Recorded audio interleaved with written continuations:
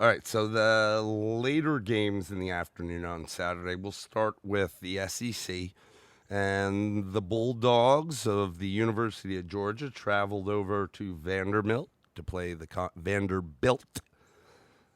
Commodores. Georgia wins the game, 30-6. It was it was first week. Fromm had a day reminiscent of Trevor in my mind. I thought that he managed the game well. He did fine. Statistically, though, if you didn't see it and you just looked at the stats, you'd be like, huh? What? What? He'll be fine. Drake Fromm's a gamer, but it was first game of the year.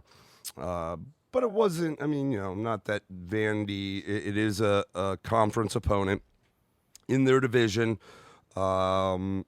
I was excited to be, and we talked about it, Keyshawn Vaughn, the running back that came over from Illinois to Vanderbilt, and a lot of talk about him being potentially, at the end of the season, the best running back in the SEC. Yep. So I was excited about seeing him. And then on the other side of the ball, obviously, the run game for Georgia with Swift and everybody else they got it running back there, Zamir White and all the other guys, recruits and so forth.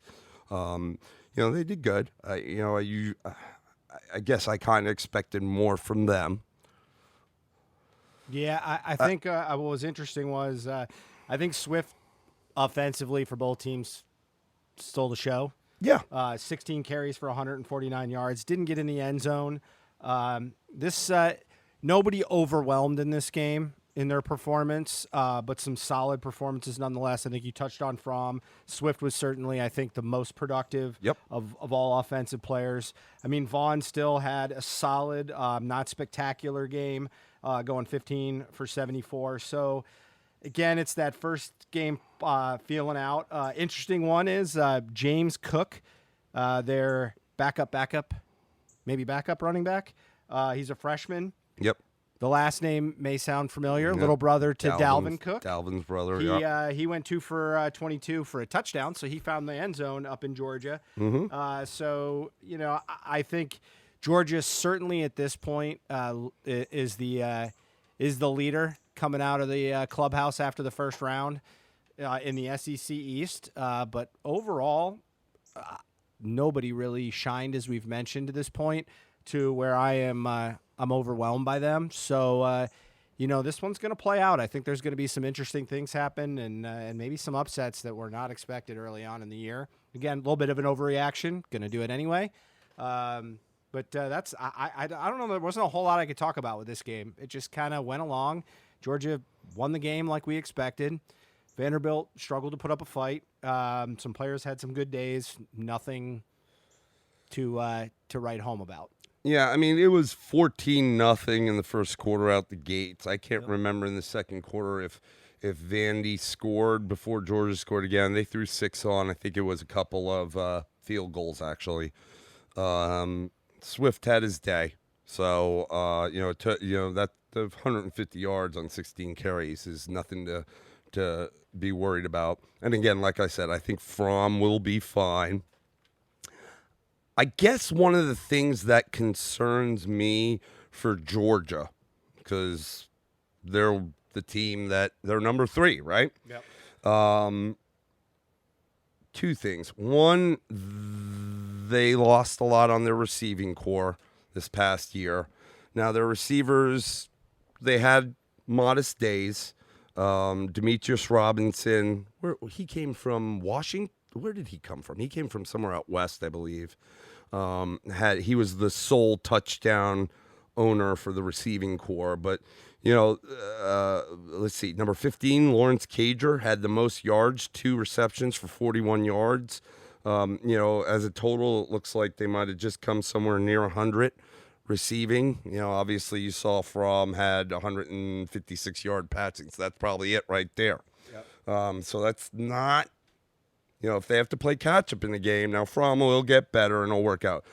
I think the overlying issue, even more than that for me with Georgia last year, I believe they were last in the SEC in sacks.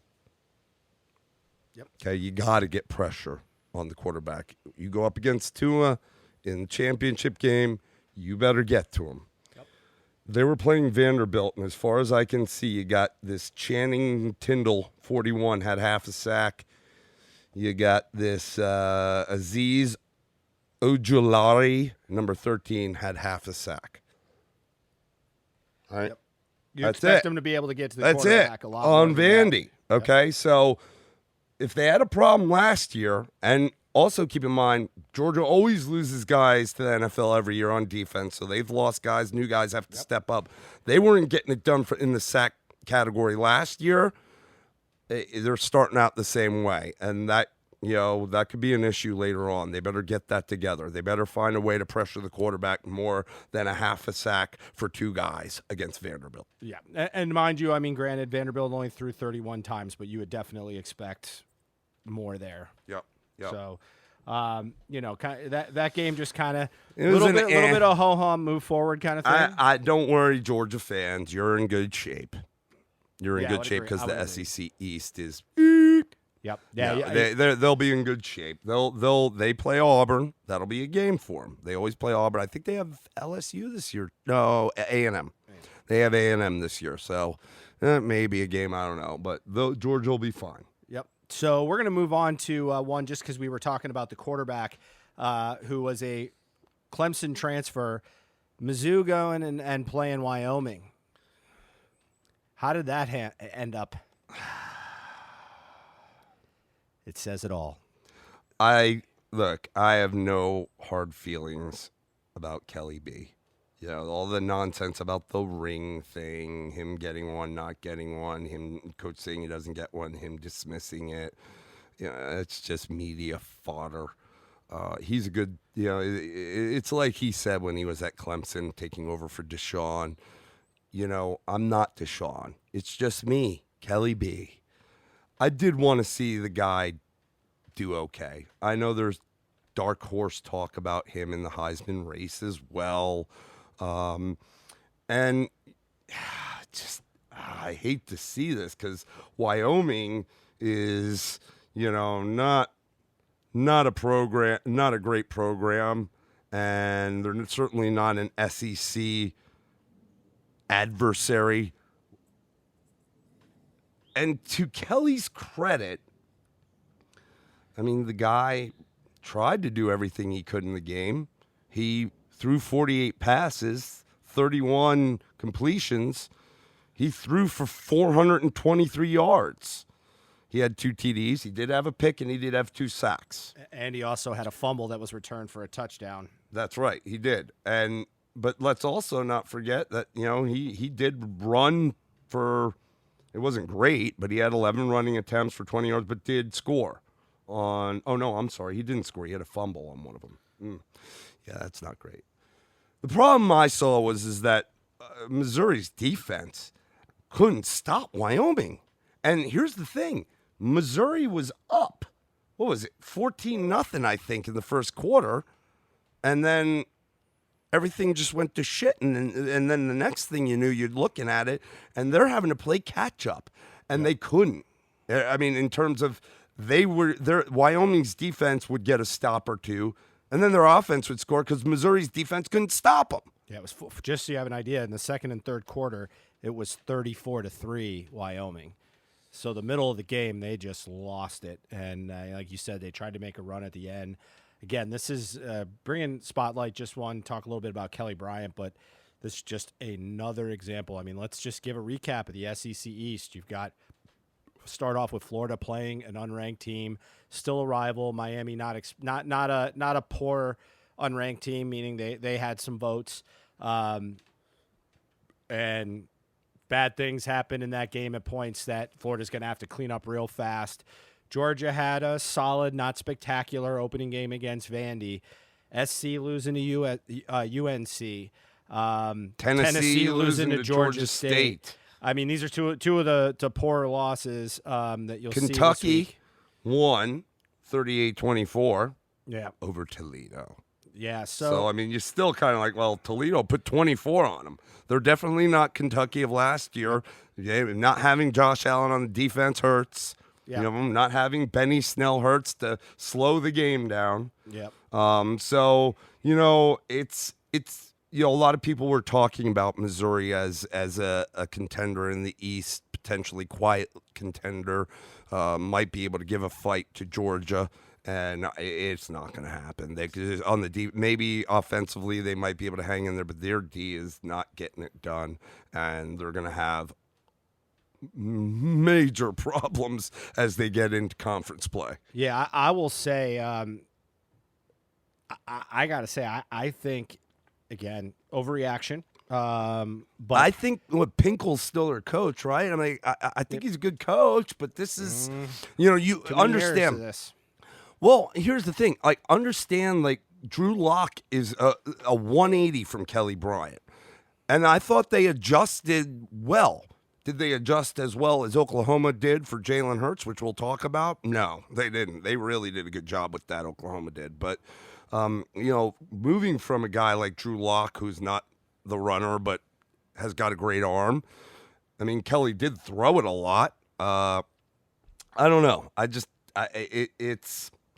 They're not the team that people were hoping they were going to be, and I know it's overreaction, but that's a lot of points on that an SEC defense. You know, a team that notoriously plays tough defenses week after week after week, and yeah, it's not looking good. They're going to be in fights. Yep.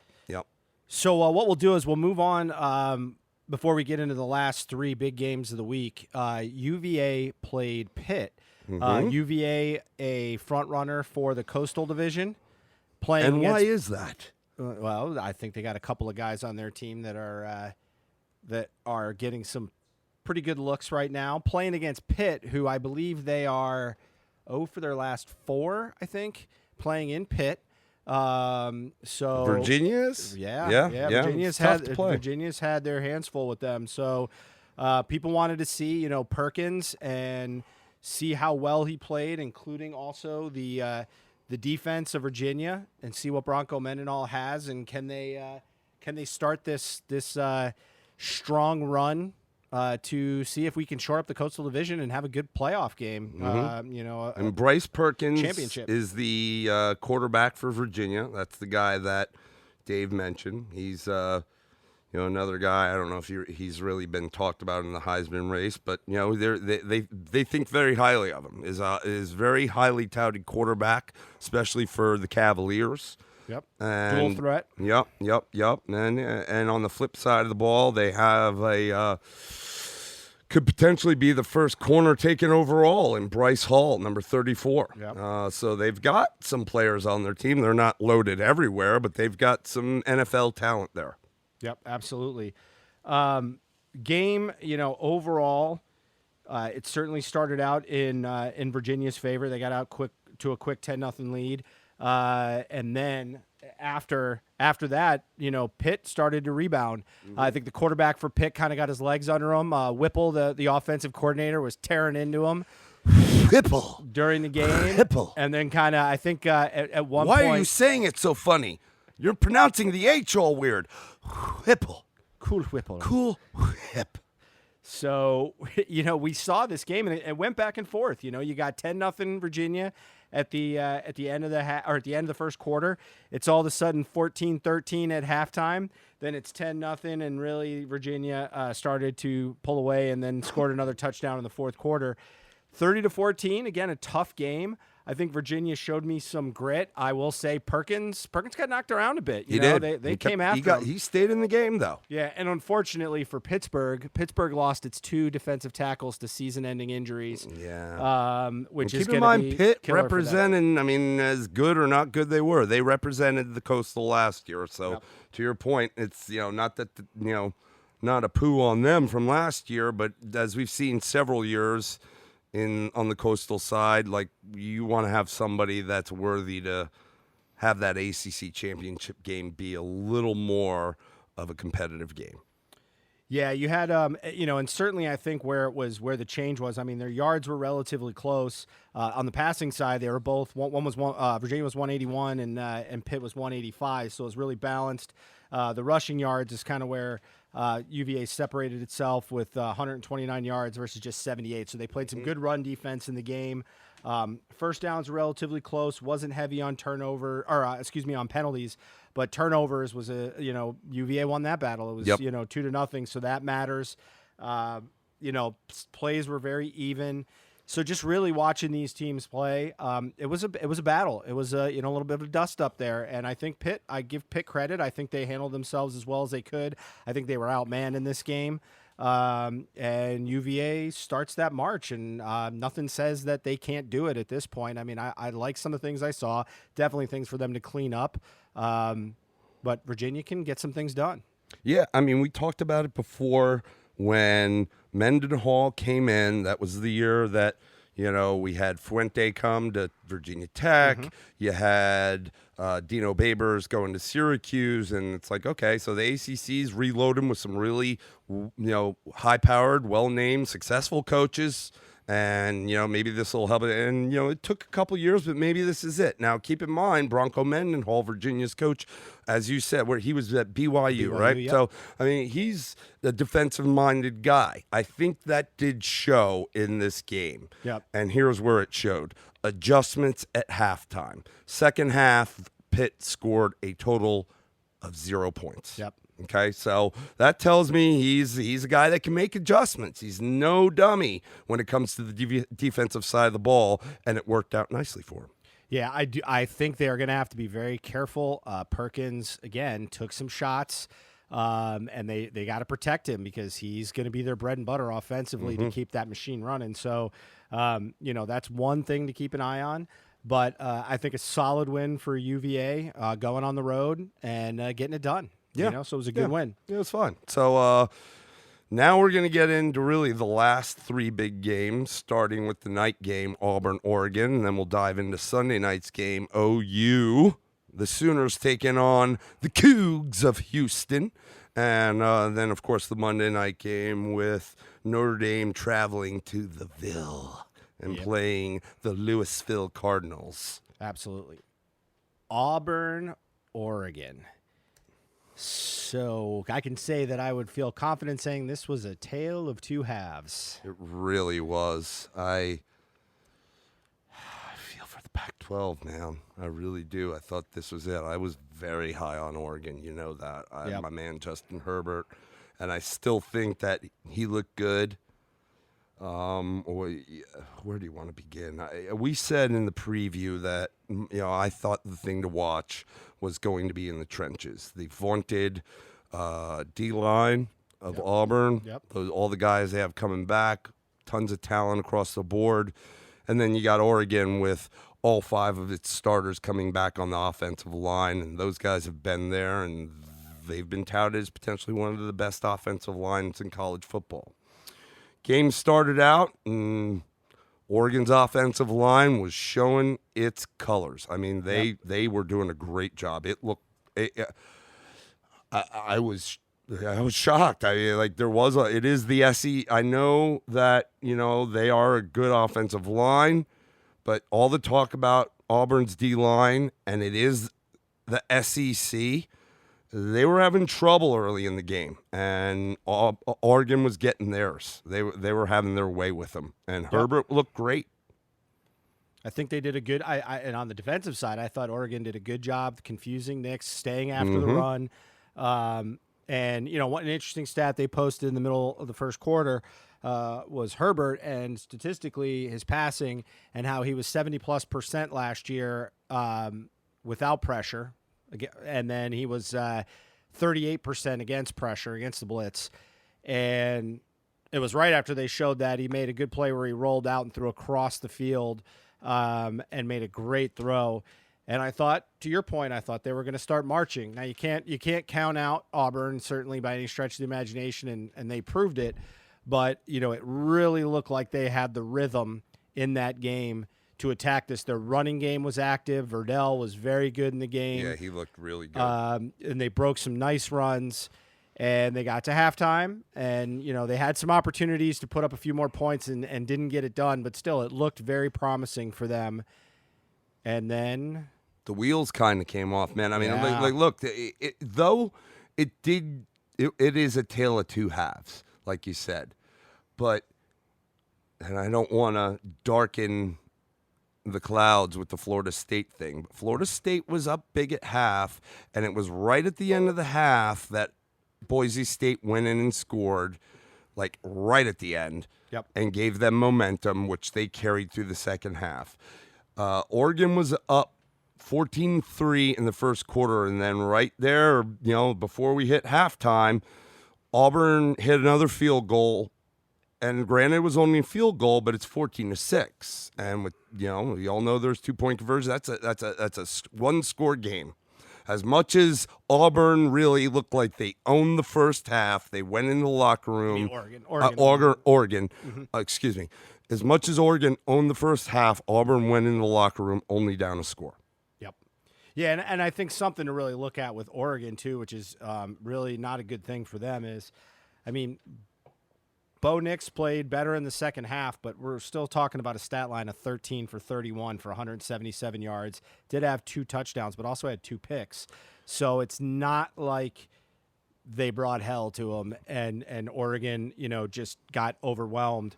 This was a game that was ripe for the picking, and Oregon just, after that first touchdown starting off the second half, could not get anything going. Yeah, I feel like Oregon's defense was maybe trying to make adjustments and wasn't getting it right, or didn't make good adjustments. I mean, yeah, Nix's stat line didn't look good, but for a guy in that limelight, in that type of game against a big opponent, first time, true freshman, he made plays when he needed to make plays to get them a win. I got to say, that one play where they came up to the line and they had a wide out to the left, uncovered, and you see Oregon seemed not ready, maybe, or confused, or was waiting from the call from the sidelines for their set. And last minute, a corner goes running out there to try to get on them, but it was too late at that point. Right. And so I do give a young kid like that in Bo Nix the wherewithal to see it right out the gate, snap the ball. Because, look, I've seen it with the New York Giants where, you'll line up and like, snap the ball. Snap. Look, he's wide open. Snap it now. That kid did. He snapped it, got it out of his hands. Yep. Dude scored. It was a one-on-one matchup, and the guy wasn't even ready on him. He was running out to him. So, again, the stat line might not look good, but for a kid in that situation, I give him credit. He had a good head on his shoulders, and, well, hopefully he can continue that, because I got to be honest, the first half, the Gus bus, he was snapping on, I think he was chewing some gum, snapping. You could see that in his head. He's like, oh my goodness, the hot seat is right out the gate for me. Yep. Okay. Yep. And believe me, there's a lot of Auburn fans in Atlanta that are not fans of Gus Malzahn and are ready for the Gus bus to depart from Auburn, Alabama. He gets to hang on for another week, I'll tell you that, because they made adjustments, and his young quarterback, that's his offense, man. He helped them get there. As the coach, he helped them get there. Yeah, and I think while we're talking about the SEC East and talking about some of their performance this week, I think we would be, regardless of how pretty it was, we would be being unfair if we didn't also recognize the SEC West, and this is another example of them getting it done and having adversity thrown at them, and certainly not the cleanest game in the world, but got it done in a big game situation. And you got to tip their hat, to them for doing that. That's, whether it's a signature win this year, I guess we'll find out as the season plays on, but it certainly could be as the season plays on, because that is the kind of thing that is going to bring confidence levels to a higher echelon than I think what this team maybe was expecting. Yeah. To your point, like the SEC East, we talked about it, poo-poo Magoo. The SEC West, they did their thing. Outside of the Ole Miss debacle, LSU, yeah, they played Georgia Southern 55-3. Yep. Okay, we didn't need to talk about that because it was a slaughtering. Arkansas, my man Chad Morris. Hopefully he's got something going. They only played Portland State. They did win though, 20-13. Not great, but last year that team looked like garbage. So it's nice for them to start off with a win. Obviously, Alabama over Duke 42-3. A&M, we talked about them winning 41-7 over Texas State. And Mississippi State, not great. They won 38-28 over Louisiana, the Ragin' Cajuns, but they got it done too. So, and it is the first week. So the SEC West, for the most part, handled their business. And this was the game. This was the premier game. It was everything to lose for Oregon and nothing to gain. And it's exactly what they're supposed to do for Auburn, and they did it. And again, I'm not a Pac-12 guy, but I hurt for them because it wasn't great. And I thought they were the leaders of the conference. They had to have that win. We talked about Stanford Northwestern. Stanford won, but it wasn't pretty. And the Pac-12 now is already, I think, standing on the outside looking in. Yeah. Certainly let's not forget about Washington and Washington State out there, but it's definitely was the expectation this team was going to kind of be the head of the class, and right now that second half may haunt them. Haunt them big time. Yep. It's that's unfortunate, but they've got to move on. These teams got to move on and find a way. By no means is Oregon completely out of it from the sense that it's not a conference game. Yep. So, there is still the chance if they run the table and win the Pac-12, and depending how everything else shakes out, maybe they get consideration. Yeah, season's definitely not over. There's more to come. All right, so now let's dive into the Sunday night affair. All right, that is going to pit your Houston Cougars against the Oklahoma Sooners. I said this to you previously offline. The game went pretty much like we expected it to go, except for one fact. They flipped the first and second half on what I thought was going to happen. Yeah. We can go in a couple of different directions with this, and I watched the game, and it was a fun game to watch. I expected Houston to keep it close in the first half, and then have Oklahoma's power kind of take it through. Yeah. It was actually just the exact opposite. Oklahoma started out to a big lead, and then we found Houston just chipping away as the game went on. Let's start with the Oklahoma side. Things that we were looking for. Again, they changed their defensive coordinator. They brought in Jalen Hurts as the starting quarterback. Those are two of the biggest storylines that they had. And how would that all mesh together, and what would it do? Starting off with Jalen Hurts, I guess I want to say this.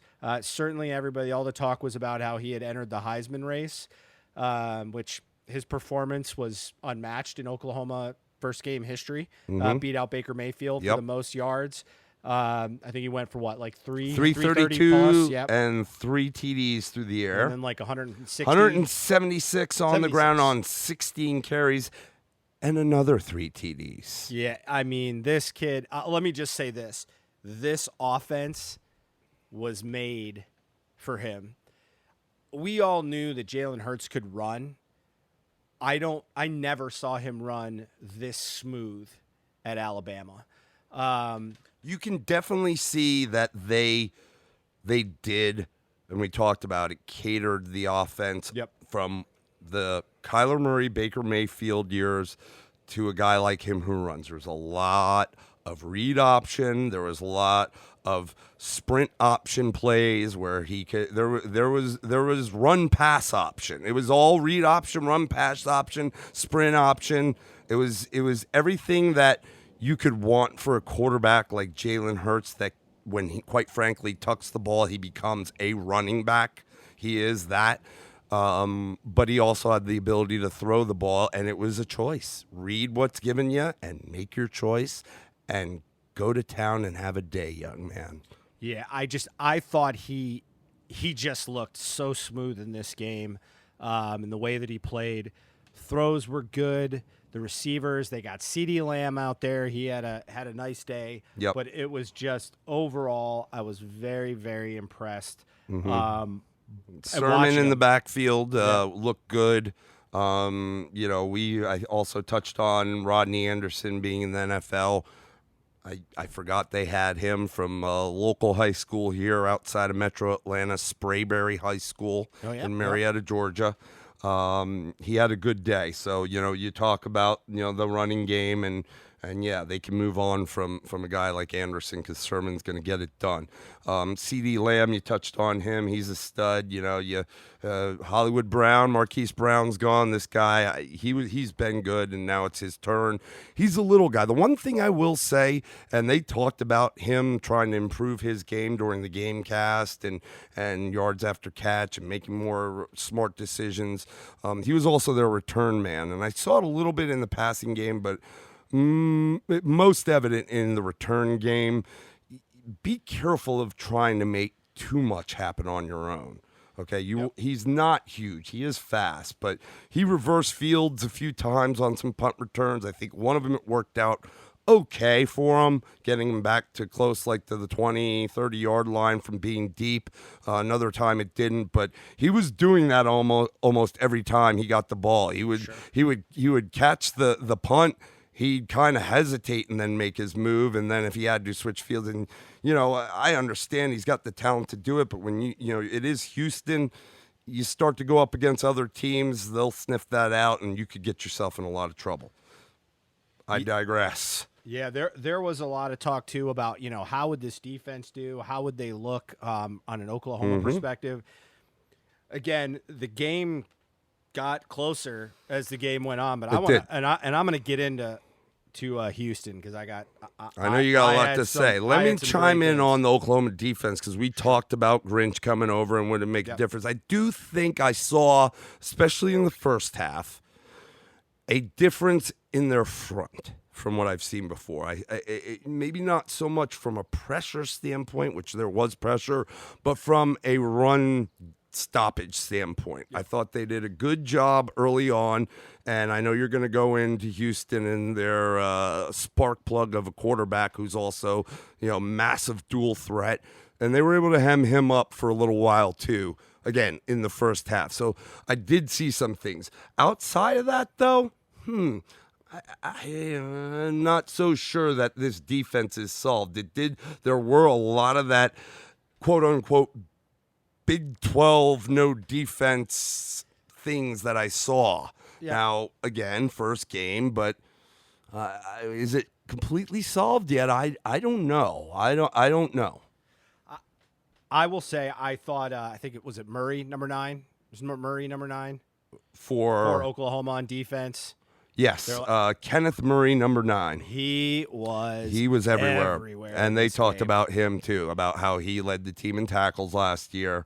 Yeah, he had 7 tackles, 6 assists, half a sack, but he was everywhere. When the ball carrier got up from the ground, number 9 was getting up, too. And he got penetration in the game. I want to say this. I'm not as concerned about Oklahoma's defense because of this and getting into Houston. They got penetration a good portion of the night, especially early in the game, where what I think really happened, what I saw was, I think, remember this offense was run by Kendall Briles before, so this is a new play caller with Holgorsen taking over.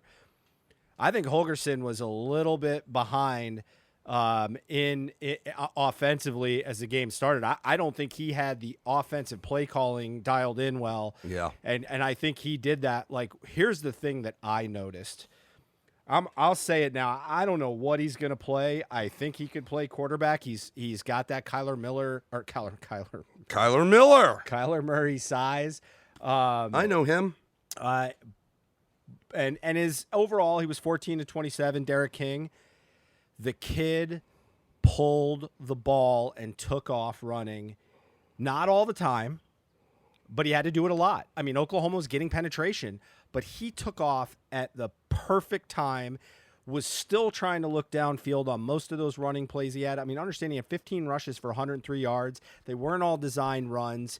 they just were inches away from him. And when that kid's first 2 steps are like lightning, Yeah. lightning. I don't know if he's got the arm to do it in the NFL, though. So the touchdown pass he threw where he sailed it to the side of the end Yeah, zone. nice touch, man. I mean, the that touch thing was good. His right on the money. His throw on the run, which was a replayed where he high pointed it and kind of towed the line, the receiver. I mean, he threw that running straight forward, not off to his right. A very awkward type throw. He was throwing to the right of his body. It's so hard to do. I mean, you can't. It's hard. You're not planning. You can't get the push. It's very hard to do. He made some throws that I thought were very nice, but it was his awareness. He was aware of that pressure constantly, and I think I mean, this game with the average passer, I think Oklahoma could have just stomped them with the pressure they were getting at the line of scrimmage. And he literally took that game on his shoulders. I loved what he did. One area that I was a little bit confused by was in the running game. The kid Carr, who was the backup running back, 9 attempts, 34. 76 yards. That's another kid that was like a bullet when he got the ball. He had one play where I think he was stacked for it was either a 1-yard loss or a 1-yard gain. He had another 5-yard run, and pretty much everything other than that was But he's a not first the down. starter. No, and I just felt like they needed to give him the ball more. I think Porter was the other running back, 22. Yeah, he's their start. He's their starter. He had 14 carries to Carr's 9. Yeah, and De'Aaron King had 15 and he carries. had 40 yards, and I feel like Houston just put it on. Like I didn't feel like Oklahoma really came off the brakes.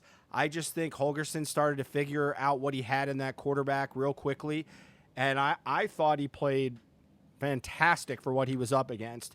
And I got to tell you, I'm a big fan of that kid's now. I can really watching him. I liked him before. Not near as gimmicky as I was expecting out of him. And then the running back Carr, you got to get that kid more touches.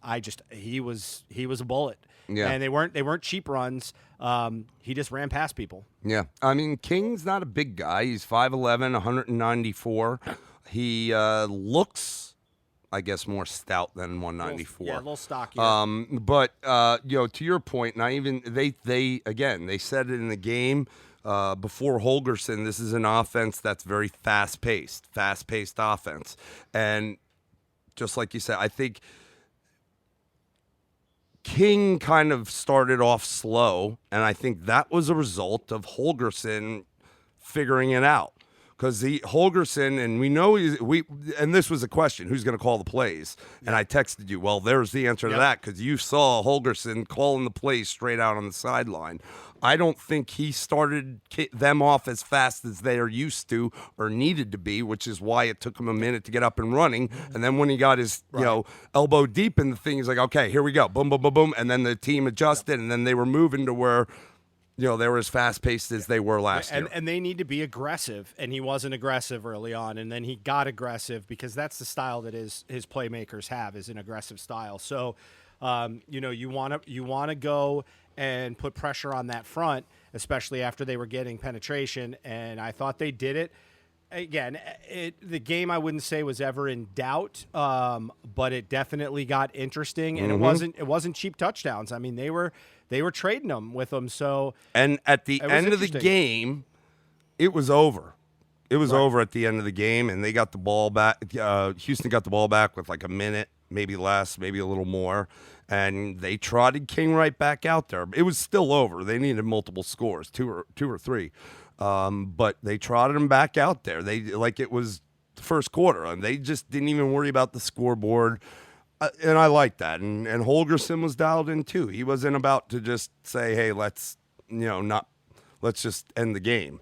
They kept chomping away at him. They weren't. I mean, keep in mind the fourth quarter was 14-7 Houston. Yep. So they kept coming. They didn't give up. And, at the end of the day, 49-31 Oklahoma, which is why I say, and not that I think Houston's a slouch, but, yeah, they are a Group of 5 school, and this is Oklahoma we're talking about. When they get 31 points put on them, it's I still have some questions about the defense overall. I don't care how it was, but we don't want to overreact too much. Oklahoma will be. I actually think they'll be better than fine, because I think with the running capability that can chew clock, with the running capability of Hurts that can chew clock, which keeps their defense off the field. Yeah. And from a Houston standpoint, I'll tell you this, man. The pseudo-national champion Central Florida Knights are in the same division or the same conference in the American. They better watch out for this Houston team. Yeah, and if I remember correctly, I believe Houston also has Washington State on their schedule too in a couple of weeks. So Ooh, that's going to be a fun one to watch. Yes, it will. So again, I thought it was entertaining. What I took away from it was, I think Jalen Hurts is a legitimate name to talk about in the Heisman Trophy. Again, not giving it to him, and it wasn't about stats. It was about the way that he put those numbers up. I look at Justin Fields, who put up big numbers. To me, Jalen Hurts looked like a far more polished product. Just as a comparison, again, not dogging one versus the other, but just an idea that the stats tell you things, but they don't tell you everything. That's why you got to watch the games. And I just thought he controlled the game very well, played very much within himself. Got a little interview. Felt bad for his dad in the stands, because it seemed like he wanted Holly Rowe to leave as badly as possible. Leave me alone. Stop asking me questions, Holly Rowe. Yeah, but you could tell where that kid gets his humility and his humbleness from. His dad, very humble too as well. His dad was his head coach in high school. Yep. So and his dad, look, I've coached my kids before, and I've watched other coaches coach my kids, and whether it's been good or bad, I've seen both of it. And, his dad was giving many kudos to Lincoln Riley and the staff for putting his son in the best possible situation he could. And he talked about the team and about winning, which is kind of where you get that mindset. So, neat little interview, way too long because he wanted to be left alone, but cool understanding where that kid comes from. Yep. So let's wrap this up, there's been a lot. End of week 1. It's the end of week 1, and we'll get out the preview for week 2 here the next day. Hopefully, I know this is probably going to come out late and you've heard everything, but now that you've heard everything about week 1, it's all wrong unless you heard it on Gridiron 360. That's right. Now you listen to us and you get the real information. But let's wrap it up with those Golden Domers traveling to Louisville. Let me take a minute just to kind of rip through some stuff that, of me watching the game. I was focused in pretty good on this one. Obviously, Notre Dame's quarterback Ian Book is back. Their running back Dexter Williams is gone to the NFL. On the Louisville side, the travesty that is Bobby Petrino is jettisoned. They bring in Scott Satterfield from App State. We talked about it in the preview. He brought a lot of his staff over. One of which I will give many kudos to, and that's Brian Brown, the defensive coordinator, especially in the second half, making adjustments. Like he did a really good job. That Louisville defense, I think, had like 50 points a game put on them last year. Yeah. I mean, they won 2 games last year, and so they really looked much improved on the defensive side of the ball. For the offense for Louisville, Juwan Puma Pass, the quarterback, came in. They made a big deal about, he was a big guy coming out of high school, big recruit. He would be taking over for Lamar Jackson, and obviously with the record they had last year, his performance was garbage. He looked like a different quarterback. They definitely got his head on right, and he was ready to go. Game starts. Notre Dame wins the toss. Elects to receive it's kind of a running back by committee, but the Tony Jones Jr. kid was the first running back for him. Ian Book on their first drive took off for a long play, or no, he threw for a long pass play, and then they pretty much marched down the field like 67 yards in 4 plays. Louisville D didn't look good at that time. Then the other running back, Jameer Smith, runs in for a TD. Louisville comes out with bad field position because the kick return was a bad decision. They start to move down the field. That Dawkins kid, their wide receiver, had an unbelievable grab for a first down, and they steadily roll downfield, and Puma Pass uses his legs on a few plays. You could see Satterfield obviously is calling the plays for offense, the head coach. At least it looked like it. But anyways, they end up scoring, and so they started to trade scores, at the beginning of the game, and it was a close game out the gate. Louisville's D right away didn't look great, but they adjusted quickly. That Brown guy, the defensive coordinator, did a great job, and it was exciting. I think that the Notre Damers were really concerned. Yep. So then, as obviously the game progressed, it started. Notre Dame started to pull away. But I a lot of talk. Ian Book's going to have to lead this team because they lost a lot, and there's a lot of talk about him. And I don't think he's a bad quarterback, but I don't think he's a guy that can lead this team to a college football playoff. I'd say I was. What the first text I sent to Bill as I was watching the game was, did Louisville forget that there's a game tonight on defense? And then Notre Dame went and did the same exact thing. Yep. And all of a sudden it was they were getting run on pretty handily. It was gash play after gash play. Some of the things I liked that I saw was I did like what I saw from the coaching staff at Louisville. This is a team that's not expected to do anything. No, I like it. They're gonna give fits to I folks. think they're solid. I like this guy. We talked about. I like this guy. I saw him. I talked about him media days. I like this guy. Holy mackerel! We don't even need to go into Petrino, but you know what? And they talked about it before the game. They had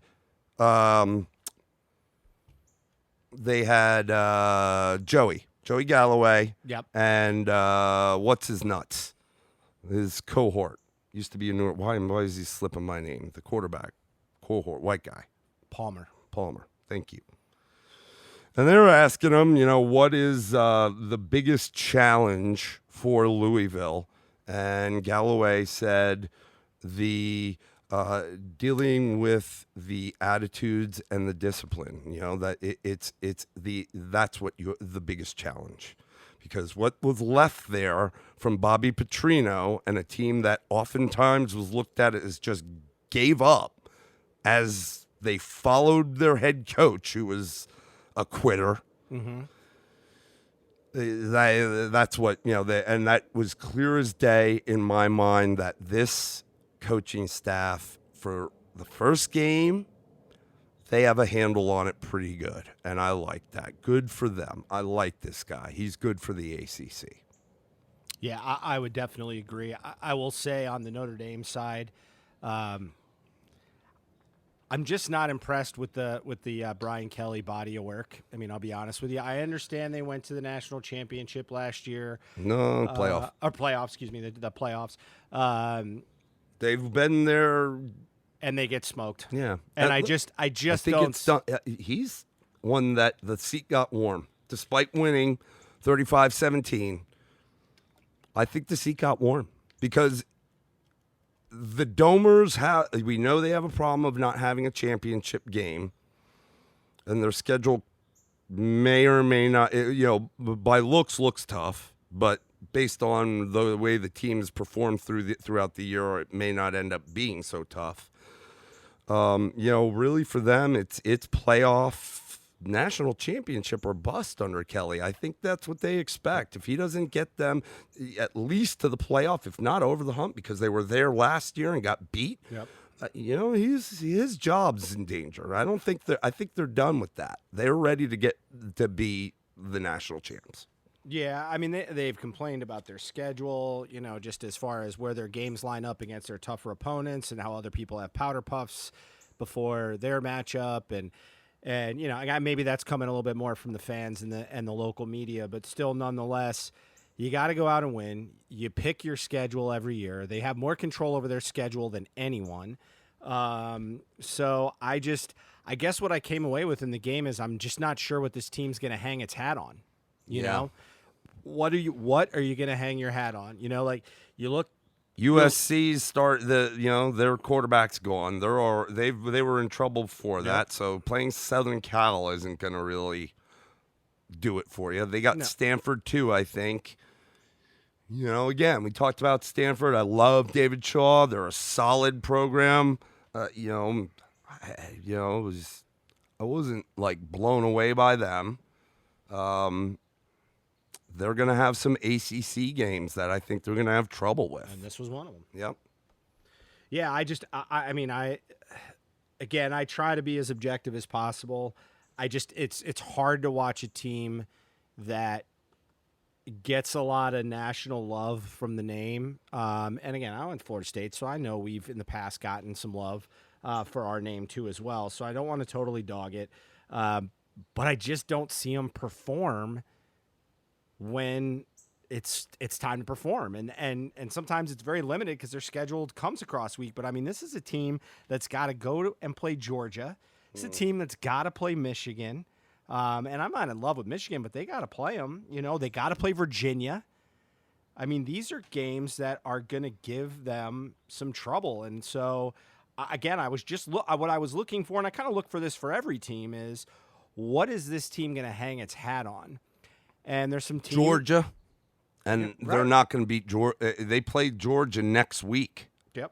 Yeah. You know, so they not. Wait, is it this week? It's the week after next. It's coming, and they play who? They play. What's this date?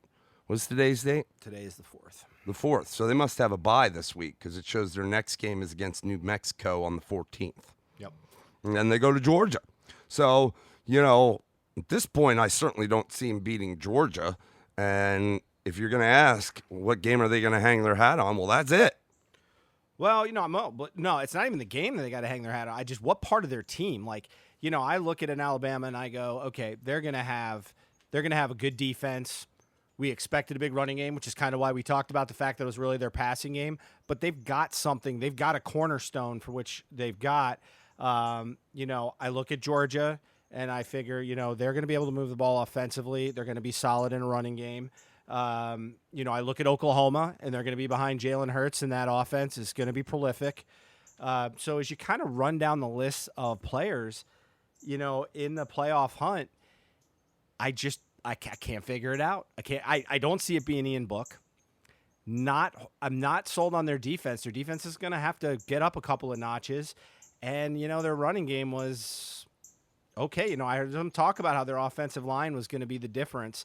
Again, I want it to play out a little bit more because I want to see certainly Louisville surprise me. Is Louisville a bigger surprise than I thought? Meaning that are they a lower tiered team that just put up a good game against Notre Dame? So this is kind of the reason why I don't believe you can really make decisions. Nobody answered that question for me when I watched the game. It didn't answer the question of what's this team's forte going to be. I hear you. And, you know, the one thing I've seen some crazy things in college football, but after a high-scoring first quarter, there was no points in the second quarter, I think, at like the 4:30 mark. There had been no points scored. And then late, so it was just like, what's going on here? It's like all of a sudden there's points, and then there's nothing. And then later in the game, there was this fumble debacle. Like, I've seen it where somebody fumbles. I've even seen it where one team fumbles the ball, the other team recovers. Yeah, I think I've seen it before where that team that just recovered fumbles it back to the other team. But have you ever seen it where then it gets fumbled yet again back to the other team? I mean, whoa, sloppy football. Yeah. I was jaw dropped. It was fun actually. It was probably the most exciting part of the game. Not I was jumping around if laughing. you're Louisville, but No, I was jumping around laughing like, what is going on here? It was something, dude. I couldn't believe it. Yeah. But that was quite a debacle. But, you know, other than that, to your point, I don't know who Notre Dame's going to hang their hat on. They have some tough sledding. They got to figure it out. And I'm going to leave it all on their coach, Brian Kelly. I mean, he's the man. And these boys need a coach that's going to lead them to victory. And I don't know if he's the guy. And on the flip side, good for Satterfield and his staff. It's a good showing. They lost, Absolutely. but that's a good showing. all right. So we're Done with went week through one. That took a lot. depths. It did. But understand, I mean, normally we're talking about maybe a Thursday, then a Saturday of football. We had 4 or 5 straight days of football. Five. Plus, we've had all year to talk about it. So, it finally got some tape to talk about. We'll tighten it up as we move forward and get more into, once we determine who these teams are, what the big matchups are. But hope you enjoyed some of this and check us out on Facebook. Yep. Gridiron 360. Yep, we'll be back for week 2, some NFL week 1 previews. I think our fantasy week 1's out there, so have a great rest of your day, and we'll see you next time on the next podcast.